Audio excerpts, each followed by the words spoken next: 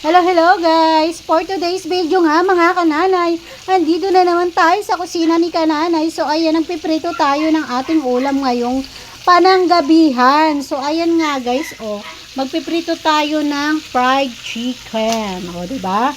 Ayan, hindi na tayo nakagato ngayon guys! Bumili na yung asawa ko ng gaas. Diyos ko, naawa na sa akin. Diyos ko, at ito may chicken feet. Chicken feet, armpit. Ayan At ay magiinuman daw sila. Diyos ko, napakainit, magiinuman pa. O, diba? Sabi ko, bigyan ako, favorite ko din ito. Makikipulutan din ako. Hindi ako ng sabaw. Pansabaw sa kanin, masarap yan. O, diba? Tingnan nyo naman yung aking piniprito. Ayan, sakto lang yan guys. Tig-isa kami, hindi kasama yung asawa ko, iinom siya. Kaya hindi siya kasali sa ulam. O, 4 lang yan, bahala siya, wala siyang ulam. Ayun yung ulamin niya.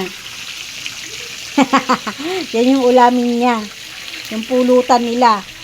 O, ito sa amin. O, diba? Nagiinom siya. Ayan.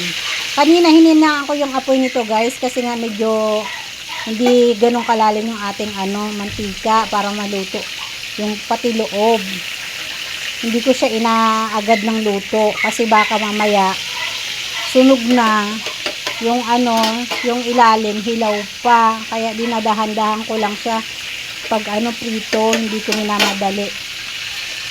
So wow, tingnan nyo naman guys yung ating kanilang pulutan at magiinom daw sila. Sarap. Sarap. Ayan, pawis na pawis ang inyong kananay. Kasi nga, hindi pa ako nagbihis galing trabaho niyan guys. Nag-concert pa nga ako dun kanina. Nagkanta-kanta muna ako. Nagas na tayo. Syempre. Ayan na nga, nagluluto na tayo. Sabi na, kahapon ko bumili papa mo Sabi ng anak ko, may gas na daw kami. Sabi ko, syempre, nakapagluto na nga O, diba? Halos isang buwan mahigit din akong nagtiis sa diuling. Sa bigatong. Diba? Ang hirap. So, ngayon, magtatag-ulan na guys. Kaya siguro naisip ng asawa ko bumili na ng gaas. Kasi nga, nababasa yung aming kalandoon.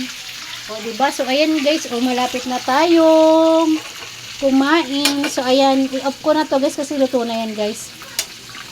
Ayan. Ito naman. Patapos na rin to guys. Wow. Sarap. So, yun lang guys. Bye-bye na. Bye. This is for vlog today. Ayan. Tig-isa lang kami din guys ha. Hindi kasama yung asawa ko dyan. Tig-inom siya. Bye-bye.